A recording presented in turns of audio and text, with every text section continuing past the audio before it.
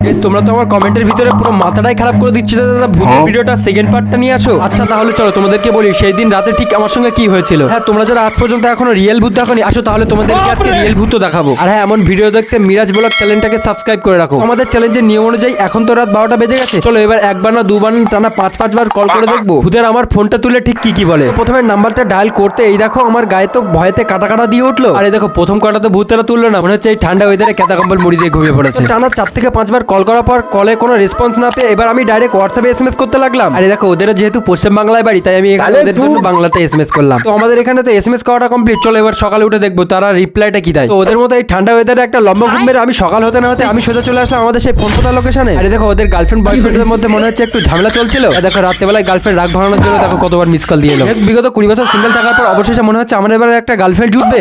माफ करना मैं মানে আর কি হালকা করে একটু আর হ্যাঁ, বাকি থাকলো হোয়াটসঅ্যাপে এসএমএস এর রিপ্লাইটা। জানি না কি রাত্রে এসএমএস করার ঠিক 30 মিনিট পরে রিপ্লাই ইয়েস লেখে আমাদের মনে ভয় ঢুকিয়ে দিল।